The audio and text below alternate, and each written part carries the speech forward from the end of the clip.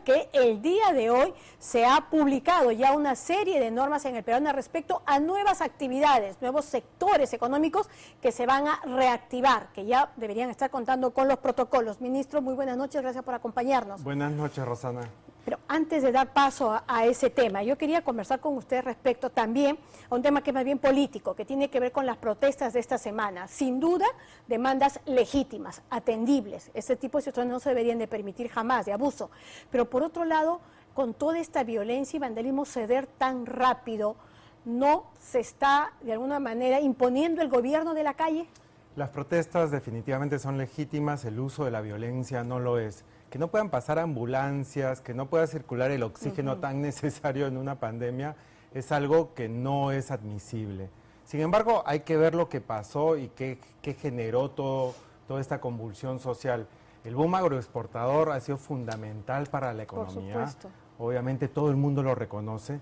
Sin embargo, hay que cambiar un poco la mentalidad, porque si no ganan todos con este boom agroexportador, al final vamos a pasar una situación en la que pierdan todos. Pero ¿por qué no se revisa solo ese capítulo, el tema laboral, salarial? ¿Por qué se tiene que derogar absolutamente toda la norma? Justo la propuesta del Ejecutivo era derogar el régimen laboral especial de la agricultura y eliminar una de las principales fuentes de preocupación de todos, que era el abuso de la norma, que era el uso de servicios, intermediarios laborales, y la propuesta que teníamos era prohibir de manera enfática el uso de estos servicios en las actividades principales de las empresas. Entonces, atendíamos dos de las demandas principales. Ahora existe la oportunidad para generar muchísimo más diálogo en las siguientes 2 semanas, convocar empresarios, convocar trabajadores, convocar a todos los partidos en esta comisión multipartidaria y también el Ejecutivo. Claro, pero mientras tanto se queda en el limbo. O sea, ¿qué va a pasar, por ejemplo, este mes con el tema tributario, con el tema de los sueldos? ¿Cómo van a manejar eso? Hay un límite como de 2 semanas para llegar a un acuerdo, ¿no? Si no se llega a este acuerdo, hay que tomar medidas inmediatas serias para poder ofrecer este marco legal que, como digo, beneficia a todos. Ha habido una falta de diálogo, una falta de confianza.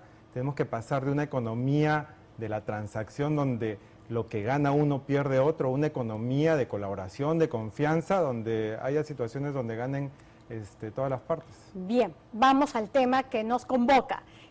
¿Qué nuevas actividades o sectores están entrando ya a la etapa de reactivación? Estamos hablando ya de cines, de gimnasios, ¿qué otros? Hay 2 actividades principales que han abierto que corresponden al Ministerio de Producción, que son cines, gimnasios. También se están reabriendo los teatros, que le corresponde al Ministerio de Cultura, y también abre casinos y tragamonedas, que le corresponde al MINCETUR. También estamos ampliando marginalmente los aforos en 2 rubros que ya estaban abiertos. Restaurantes, por un lado, pasa de 50% de aforo a 60% en salón y a 70% en terraza. Y los centros comerciales pasan del 50% al 60% de aforo. Pero menores de edad todavía no pueden ir. Sí, en los centros comerciales estaba prohibido, ¿no es cierto? Sí pueden asistir, ya pueden asistir desde hace unos cuantos días, y hay que resaltar que ahora ya estaría casi todo listo para que reabran estas actividades. En el caso de restaurantes y de centros comerciales, el cambio en aforo es inmediato, entra en efecto desde mañana. Y en el caso de las otras actividades, las nuevas actividades, las que reabren... Como los gimnasios y los cines, ¿cómo van a hacer ahí, por ejemplo? Estamos trabajando, hemos trabajado todo el fin de semana en los protocolos de bioseguridad que son necesarios para ya garantizar que puedan abrir en estos días cines y gimnasios. Por ejemplo, me escribía en el Twitter una señora, decía, si ya se pueden, los niños ya pueden ir al cine, ya pueden ir a los centros comerciales, ¿por qué no pueden ir a clases? Es distinta la interacción, es distinta la interacción que se da, claro, en clases, igual, para que se pueda entender. Y el Ministerio de Educación. Todo depende también de estas actividades. Estas son algunas de las últimas actividades en reabrir, ¿no? Porque justamente presentan más situaciones de riesgo. Son en espacios cerrados, concurridos y con contacto cercano. Las llamadas 3 Cs, ¿no? ¿Qué es lo preocupante? Entonces, los protocolos de bioseguridad lo que garantizan es que sí haya distanciamiento físico y corporal, que sean lugares más ventilados, que haya, por ejemplo, en el gimnasio lo que hay son protocolos de desinfección de las máquinas cada vez que se utilizan. En cines hay protocolos para las colas, que tiene que haber distanciamiento entre los clientes, y también al salir es casi un procedimiento como de salida de avión, cuando salen los pasajeros del avión, fila por fila, para que no haya aglomeraciones. Entonces, ¿en los cines es 40%? 40% en todas las actividades que han abierto y que han estado cerradas durante toda la pandemia. Ahora, también es importante resaltar, Rosana, algo muy importante.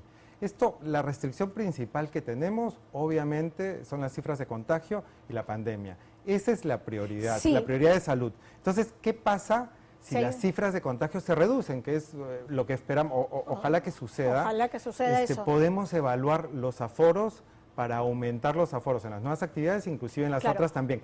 Pero si hay una segunda ola, la temida segunda ola, que obviamente esperemos que no suceda, lo que sí vamos a tener que evaluar es el revertir estas medidas. Ahora, esto se va a manejar por zonas, por regiones. Por ejemplo, se están reduciendo los casos en Lima, por ejemplo, y en algunas otras regiones.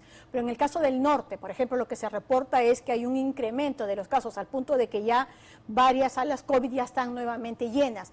¿Cómo va a ser? ¿En Piura, por ejemplo, van a poder también retomarse los cines y los gimnasios? Ese es un muy buen punto. Ahora es a nivel nacional. Dependiendo de cómo evolucionen las cifras de COVID, lo podríamos hacer a nivel regional. Claro, pero por ejemplo, en este caso que ya está acreditado, que sí aumentó, merecería una revisión. Cuando se determine, de hecho que las revisiones son periódicas, vamos a estar monitoreando estas cifras y adecuando las actividades semanalmente o cuando se presente alguna situación. Si hay una segunda ola, sí vamos a tomar las medidas correspondientes. En el caso de los cines, que como usted señala igual, cerrados, ¿no es cierto? Son ambientes cerrados y tienen esas 3C. Los sistemas de ventilación, ¿hay algún protocolo para eso? Las máquinas de ventilación tienen que estar al máximo de potencia. Hay que recomendarle a los usuarios que lleven algo para abrigarse definitivamente. Porque sí se tiene que garantizar. Pero tienen que estar las puertas tienen que abrirse, tiene que estar recirculando, es un sistema de ventilación que circule muchísimo el aire para que haya aire fresco, también se abren las puertas y hay varios protocolos también para la compra de alimentos y de bebidas.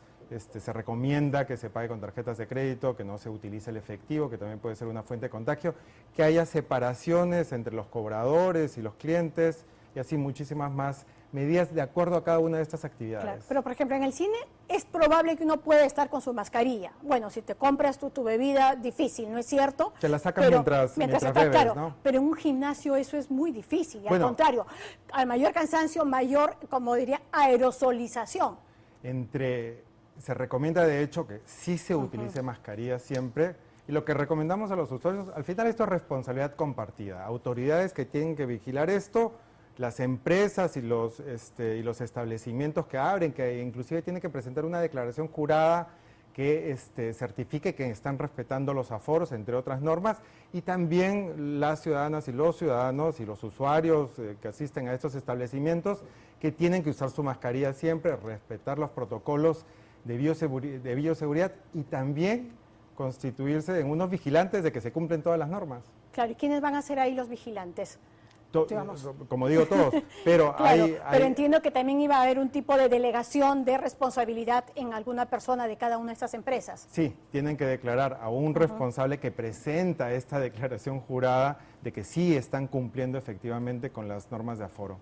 Bueno, ya estamos, como dicen, sobre el caballo y simplemente para adelante, ¿no es cierto? Pero además, como usted señala, revisando permanentemente para no poner en riesgo precisamente las vidas, ¿no? Exactamente, Rosana, lo que estamos promoviendo es una reactivación y una reapertura responsable y gradual. Claro, además gimnasios y cines han estado cerrados tantísimo tiempo que las pérdidas deben haber sido enormes. Y hay un dato muy importante, en los gimnasios lo que estaríamos beneficiando potencialmente son a 81,000 trabajadores, 81,000 familias que sus ingresos dependían de los gimnasios y que ahora van a tener ingresos nuevamente, y en cines estamos hablando de alrededor de 65,000 trabajadores directos. Así es, altísimas en verdad. Muchísimas gracias. Muchísimas gracias, Rosana. Seguimos en contacto. Y nosotros nos vamos a una brevísima